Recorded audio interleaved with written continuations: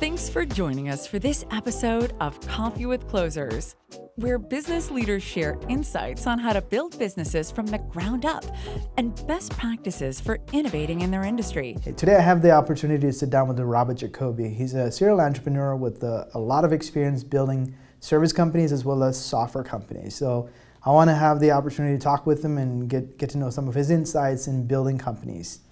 Hey Robert, thanks for joining me. Pleasure, thank you, Samuel.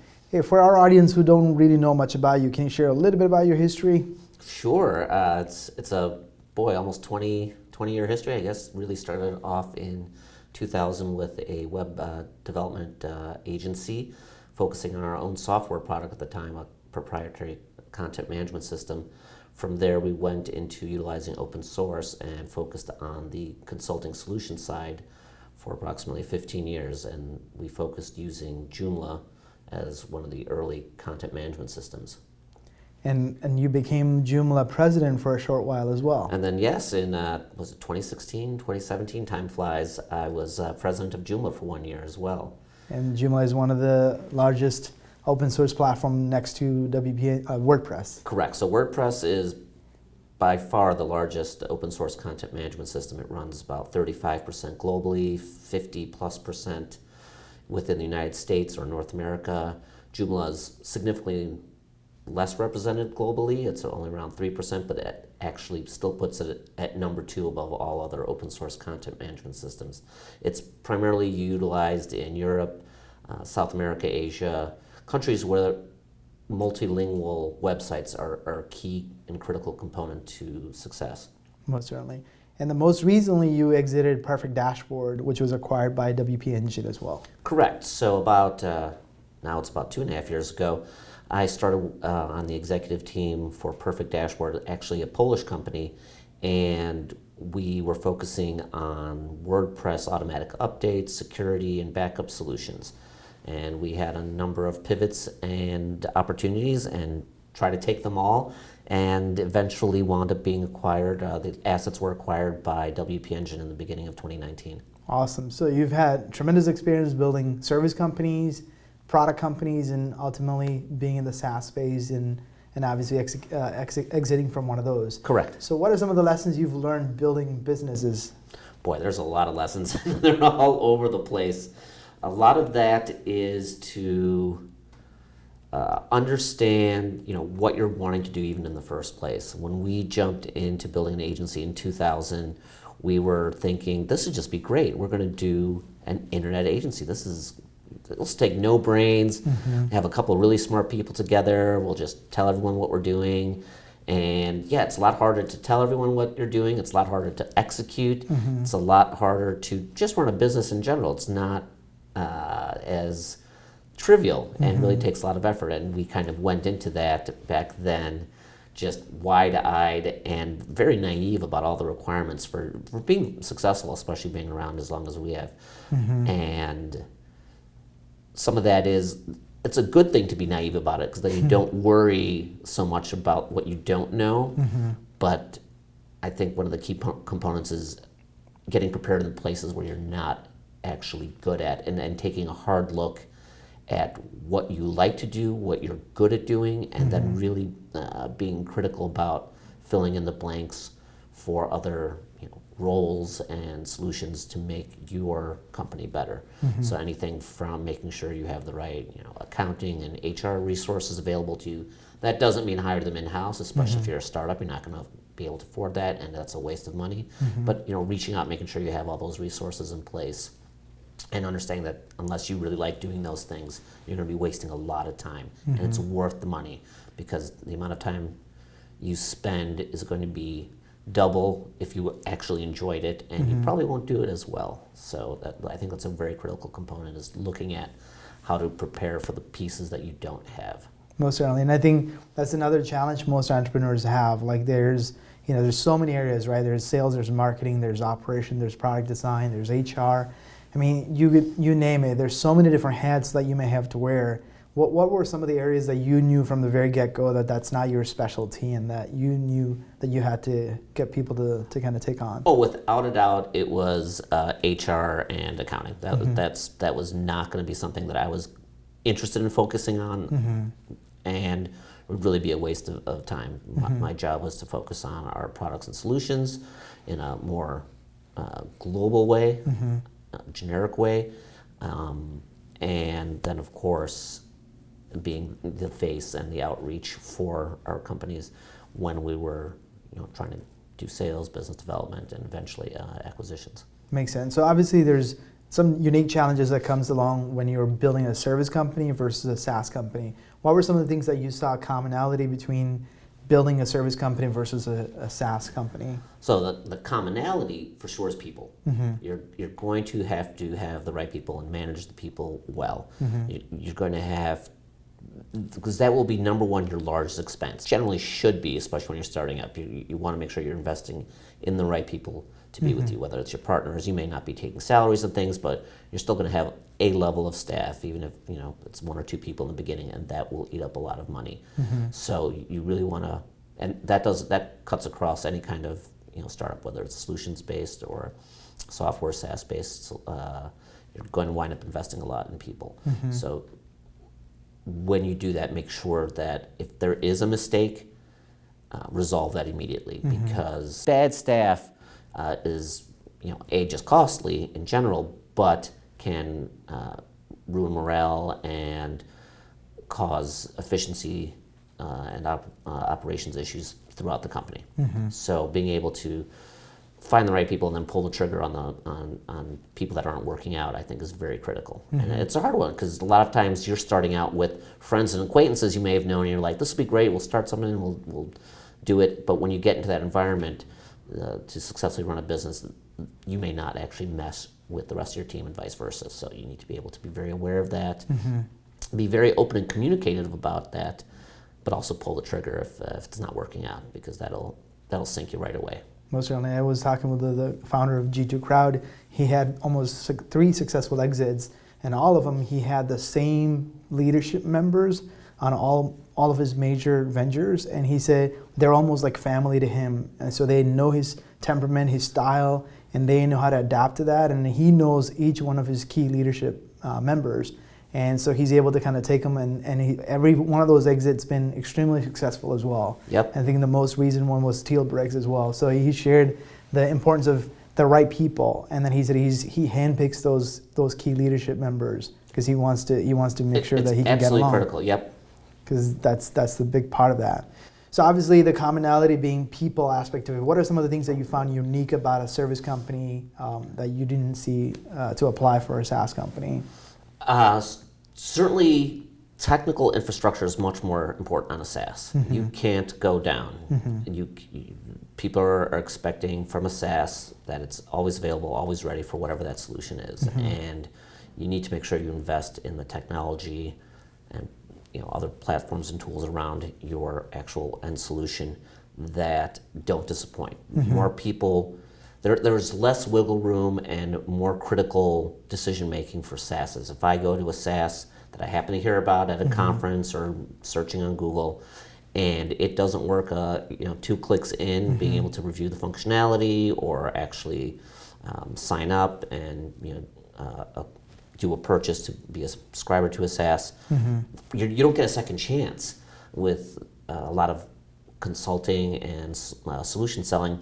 There's more opportunity to meet one-on-one with your potential customers and ongoing clients, and have those discussions, build deeper relationships that are actually much more forgiving in a lot of ways.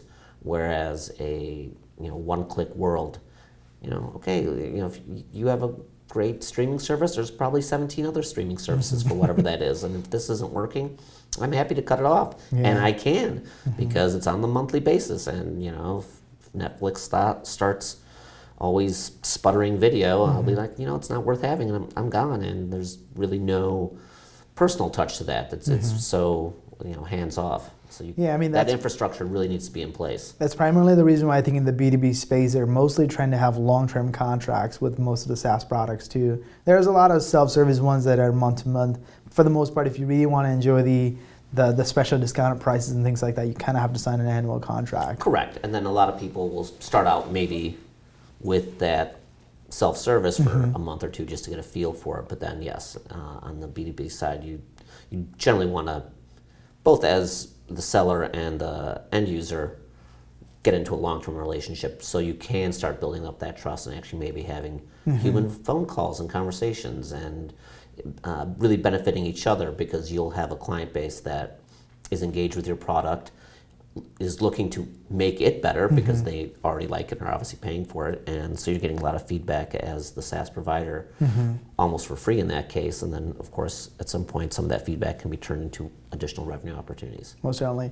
And I had firsthand experience trying to build a SaaS company, and everybody get excited when you're talking about building SaaS because it's recurring revenue, it's scalable, it requires less human intervention and involvement, and there's a lot of that comes with it, and extremely more profitable than a service company, right? There's a lot of the scalability upside to that. Huge, correct. But then it also comes with a lot more things that you don't really anticipate, right? Sometimes just based on how you price it, the overarching economies of the unit economics, right? That could be a little bit more complicated than what you anticipate, right? The cost of acquisition maybe sometimes be more than what the initial lifetime value of that customer might be. Correct. There's a lot of things that you have to figure out. So you said when you were working at the perfect dashboard, you kind of had to make your business model change a little bit, almost 3 times before you really figured out what your really growth, the amazing growth strategy was. So what were some of those experiences that you had at Perfect Dashboard? So we certainly had a number of pivots. We started out as a direct-to-consumer product. So you had a WordPress website or a Joomla website. Hopefully you found this on Google looking for backup and automatic updating services, and you could just launch it onto your website. A very simple SaaS solution to do that. But that is, you mentioned already, the cost of acquisition for getting that many people is huge, and not everyone really needs that, and there's just a lot of variables to it, as well as supporting one-to-one. A million different people is much more labor intensive and just complex in trying to build out solutions that are scalable on the support side to have that many people.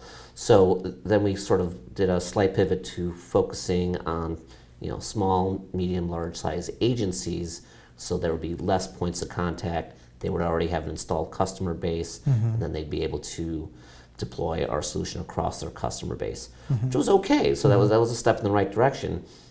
The thinking then went, well, who's the next line that's even bigger and has sort of more built-in customer base that we could be reaching out to, and that wound up being hosting companies. So every individual user obviously has a host, every agency obviously has one or multiple hosts, but a single host has so many more people. So you're looking at a number of hosts that are easily in the 100,000+ client site market, as well as then you even get higher to the 1, 2, 3+ million market. So that was our next sort of focus of opportunity, where we could become an embedded product in some of these hosting companies' solutions.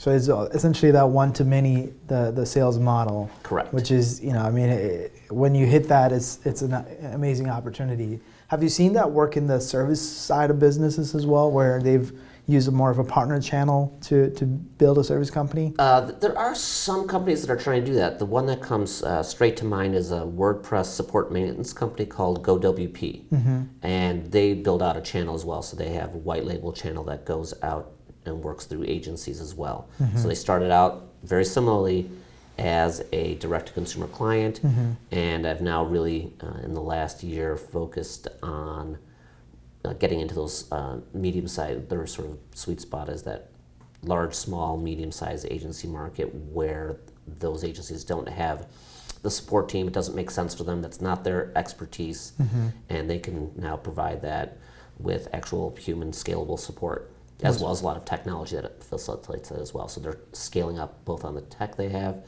as well as the human component. Most certainly, also from your experience representing some of these companies that you've worked for, took you to multiple countries around the world. So what have you seen that is unique in some of those foreign markets that you're not really seeing? Are there any advancements or expansions that's happening in foreign markets that United States is kind of falling behind? I would say the expansion in foreign markets is in the U.S. So people who I have the opportunity to work with have always focused on how do we get this into the U.S. market, whether it's Indian firms or European firms.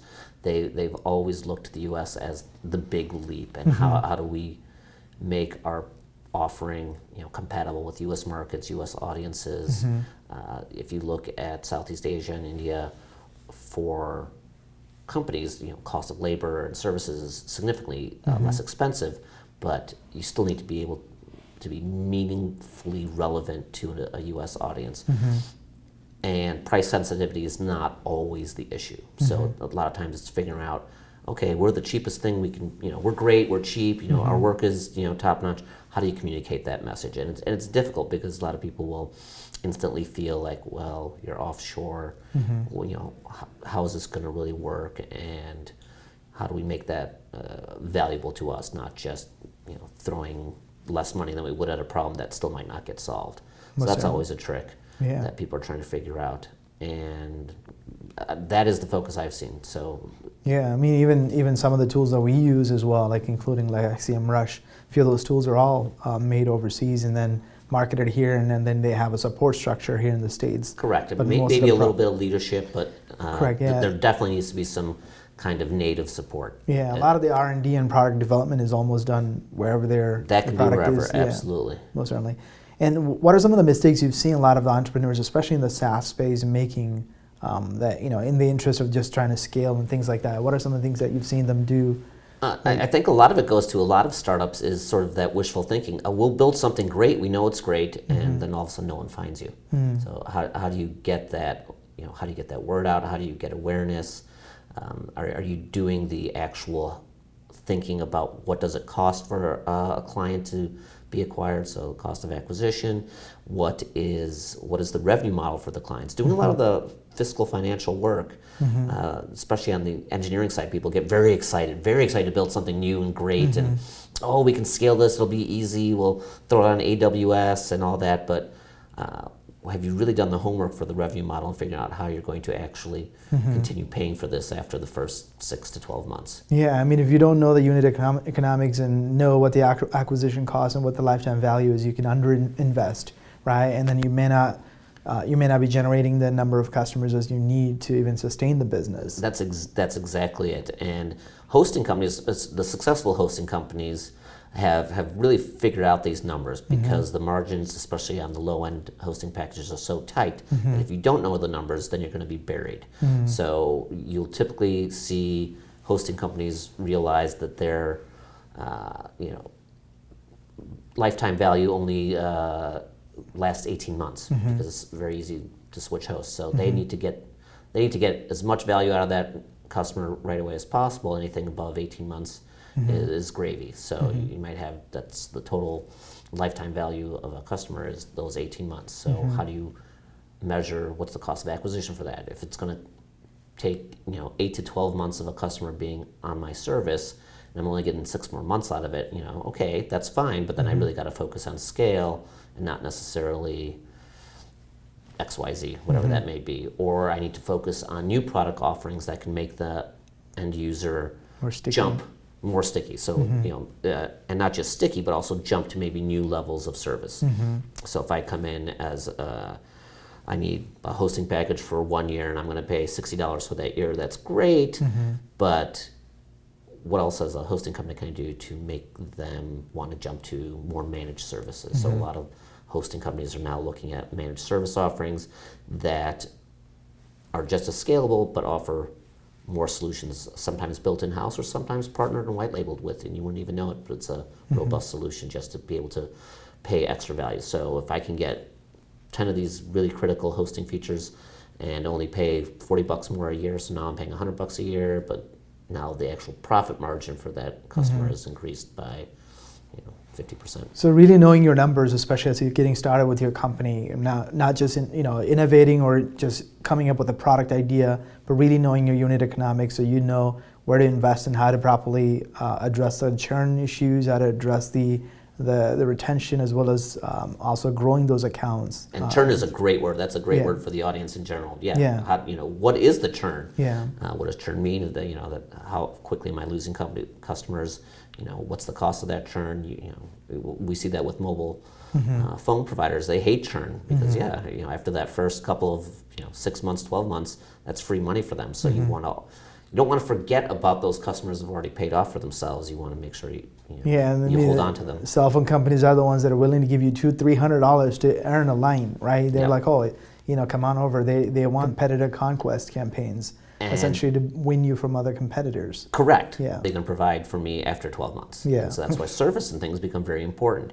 And as it becomes, if we look in the past for mobile cell providers, it was very difficult to switch providers. Now it's trivial. So all these companies really do need to focus on the stickiness. Why? Okay, AT&T, you're really not that much better or worse than Verizon, so why shouldn't I just switch every 2 years and get the best deal I possibly can? I can keep my phone number. My phone probably works on both systems easily, things like that. So you need to focus on that because it will cost you more. Without doubt, it always costs you more to acquire a new client than to keep an existing one. Yeah, I mean, most companies underestimate that whole idea of retention because it's a lot easier to retain once you've gotten them in the door. Correct. Figuring out what else you can do to retain that or even to increase the wallet size with that same client over time. Exactly. So obviously, let's just say you're building a SaaS company, you have a product kind of developed, and you're given $1 million to reinvest into the company to kind of scale and grow. How would you invest that from a sales and marketing side? I think it's critical to spend a percentage of that doing research and understanding your market because using like the perfect dashboard example, our market switched 3 times in a year and a half, and always in the correct trajectory, but it was ongoing research and trying to understand who our best customer would be, best customer for the actual solution, best customer from a product perspective, and spending that time and money and resources to do that. It depends on your solution you're selling as well. If it's a more expensive B2B solution, you're going to want to be in front of people, and that would mean maybe spending a little bit more on having 1 or 2. Again, I'm trying to figure out a relative size to the company, but spending a little bit on actual business development staff, seasoned staff that can actually go out, have a conversation with someone, understands the solution, and walk them through the process. If it's a more self-service application, then you're going to need to do marketing. That's going to be primarily through search engine marketing and advertising spending and social media campaigns. You're going to definitely want to make sure that your SEO is top-notch within your products and service offerings so people can find you even if they just sort of have an inkling or idea of what they want. But then once they know that, they can actually have that in their face as well. Most certainly, yeah. I mean, I've seen some of the challenges that I've noticed with the SaaS companies, or even any company for that matter. They're all more focused about the bottom of funnel conversions, like, hey, how can I get somebody who's actively looking for my product or service? How do I get them to hear about me and convert, right? But very little focus on building the brand, building the awareness. Have you seen that to be the trend? And if so, what have you seen? I have a great example for this. There's a company actually based out of Chicago as well called Termageddon. And you would probably have never Googled for their name or anything, but you have probably in the last year Googled for the California Privacy Policy Act, other legal terms and conditions, documentation, resources. Well, for WordPress, they have a SaaS solution. Actually, it applies to any web application. It's a pure SaaS. And they are a privacy policy and terms and conditions SaaS company. So they've spent, I'm making up numbers from experience, they've spent a whole bunch of time actually being out in the community, face to face. So the founders are at WordCamp events, WordCamp US, WordCamp, you name it, they're there. And they're definitely getting in front of community members and small to medium-sized agencies, because they've attacked the agency market side of the universe. And their focus is just at least getting that name recognition to the people who are building the websites, clients don't ever really think of terms and conditions and privacy policies and all this legal stuff on their websites until they have to, and now they have to with some of the regulations being enacted in the U.S. I mean, Europe's had the GDPR for a while, and now we're seeing some of that come in on the U.S. side, and that's become a very quick growing pure SaaS kind of sort of a legal SaaS, and it's brilliant. Yeah. They've been running full steam for a while. Yeah, and I think a lot of companies do underestimate the power of building the brand. They're more so concerned about how can I drive inbound leads for demo request or request to quote, things of that nature, which is, of course, is the most important part of a true marketing strategy, but not at the expense of ignoring a top of funnel strategy that's really focused on building awareness. And that's what Term-Again is absolutely doing. They do a lot of self-built social media, interviews, podcasts, a lot of things like that that you are not necessarily buy. They're not looking in someone's face and telling them to buy it. They're building out really a level of awareness. So when you eventually will look up, I need a privacy policy, and you don't want to pay your lawyer, $1,500 or $5,000 to draft one from scratch, you can utilize literally a legal SaaS. And apart from like just focusing on building brand awareness or not having the unit economics, are there any other mistakes that you've seen entrepreneurs make when they're building a SaaS company? Boy, there probably been a whole bunch. A lot of it is always, I feel, on the people side, whether that's, being willing to actually go out and talk to people. I've seen a lot of technical startups, great engineering, and they're just not getting out there and having a conversation. So that they're missing out on sort of this network effect of you tell someone what you're doing, they'll tell someone, oh, I talked to so-and-so, and just getting that network effect out. But they're also missing out on maybe critical feedback that they can be getting. They don't have to accept it, but it's a good conversation to have because you never know what you'll learn. And I think focusing exclusively and blindly to a technical issue is not necessarily going to get you the information you need to be successful with actual customers. So it's great when Apple says, I'm going to build this and it will magically be loved by everyone. Well, they still do a ton of research. You just don't hear about it because that's not the company they're going to be known for. They want to be known as building magical things, but they're spending the hard work behind the scenes, making sure they're understanding what people actually, how they interact with things. Yeah, I'm one of the early adopters of a lot of technologies, and I've seen a lot of founders who are actively, like, either they're completely involved with their customers and reaching out to them personally, asking them how the product is doing, what more they can do. Even just today, we're actually going through a product test called Avoma. So Avoma is actually a platform called a very organized meeting assistant.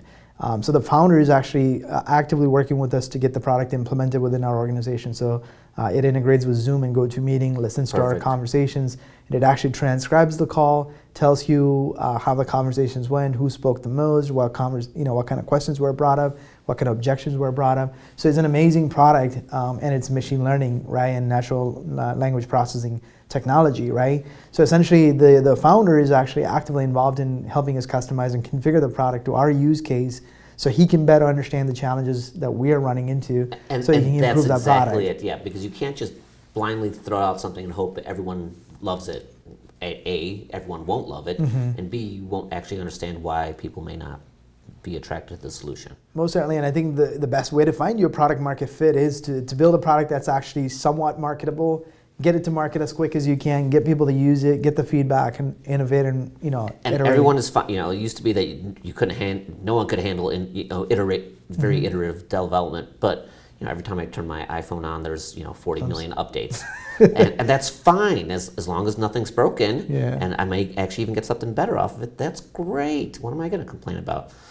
So people are used to that model. People are happy to subscribe to that model. So take advantage of that. Don't try to live in a vacuum of your own ideas. Yeah, and being completely disconnected from your customers and how they're reacting to what you're putting out there. So obviously you've been in the SaaS space, you've been in the service companies, you're a consultant now. So if you had to redo it all, right? If you had to go build another company, what are there some things that you'd say, hey, I would never do that again? Boy, I'm secretly building one now. So what would I never ever do again? Oh boy, I think it depends on the company. I think, here's the easy one. I think I would never ever again put 100% of my personal equity into it. That actually makes it too emotional sometimes to make decisions when it's your own money in that company. It's great, and you always should have some to keep you honest. But definitely focus on finding angel investors, partners, friends and family, more who can actually support that. Yeah, and more so just the kind of the network effect as well, right? Finding other founders and partners who actually had done it before. Correct. And getting their wisdom and knowledge on how they've scaled or how they've built. Absolutely. Part of the reason why we do Coffee with Closer is also just to pick the brains of people who've done it before and getting their insights and ideas so you can learn from other people's mistakes. I'm definitely picking the brains of a very successful entrepreneur right now for a new project, and yes, that's I think a very good thing to add to that. Any parting wisdom for our audience? Boy, parting wisdom: don't be afraid of people. Technology is great. Everyone's on some kind of video chat, things like that. But I do find that people aren't taking the time to make valuable connections and relationships that last, beyond just that sales call or that technical call. Have that conversation, get to know each other. Your life will change. You may turn over into multiple companies, and you want to be able to keep a lot of these relationships. I've had relationships through work for decades, and that's been fantastic. And I've been very lucky to have some of these people in my life. Yeah, I have a good friend of mine who's actually kind of like a coach to me, and he says there's something called a contact and a relationship. Everybody that you see on your contact in your phone is just a contact, but that's not a relationship. A relationship is somebody you have a mutual relationship. Essentially, you both know each other's issues and problems and challenges, and is able to help each other out through those circumstances, right? You're not just pitching to them, you're actually listening. Correct, yeah, and a contact is just nothing but a phone number in your database, and he said, hey, don't ever become somebody else, it's just a contact. You want to build as many relationships as possible.